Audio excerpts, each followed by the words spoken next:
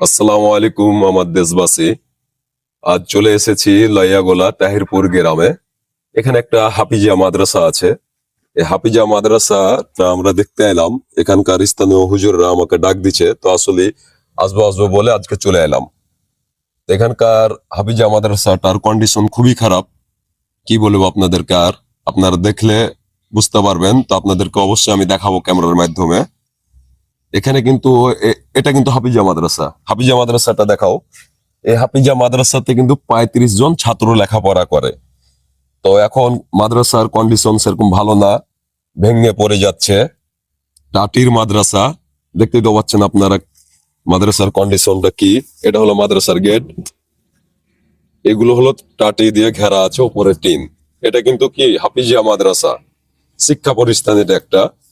তো আসলে এই মাদ্রাসাতে লেখাপড়া করতো কোরআনদের পাখিগুলো, এখন আর লেখাপড়া করতে পারছে না, সাইডে লেখাপড়া করছে। তাদের লেখাপড়া করতে অনেক কষ্টকর হয়ে যাচ্ছে। হাফিজিয়া মাদ্রাসাটা সেরকম ভালো হয়ে নাই বা ভালো করতে পারছে না।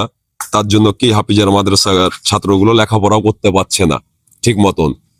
এমন লেসো ক্যামেরাটা আমার দেশ বিদেশের মানুষ এরা দেখলে অবশ্যই বুঝতে পারবে আসলে হাফিজিয়া মাদ্রাসার কন্ডিশনটা কি হয়ে যাচ্ছে।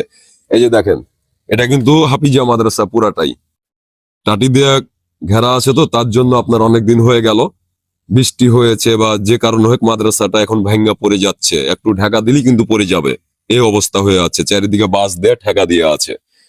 তো আমার এরকম হৃদয় ব্যক্তি ভাই বোনেরা, আপনারা দেশ বিদেশে আছেন, আপনাদেরকে দয়া করে বলছি, হাফিজিয়া মাদ্রাসার জন্য আপনারা দানের হাত দুটা বাড়িয়ে দেন।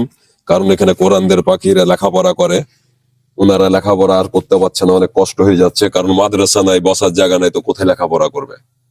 তো এরকম হৃদয় ব্যক্তি অনেক ভাই বোনেরা আছে, তারা দেওয়ার জন্য বসে আছে। তো আসলে নিউজ গুলা তাদের চোখে যাচ্ছে না বা শুনতে পাচ্ছে না, তার জন্য দিতে পারছে না। তো আমি মানবতার কাজ করি, আমার বাড়ি চাঁপাইনগর কালীনগর ছাবানিয়া গ্রাম। আমি বিভিন্ন জায়গায় যাই মানবতার কাজ নিয়ে। তার চলে এসেছি লাইয়াগোলা তাহিরপুর গ্রামে, এখানে মাদ্রাসা।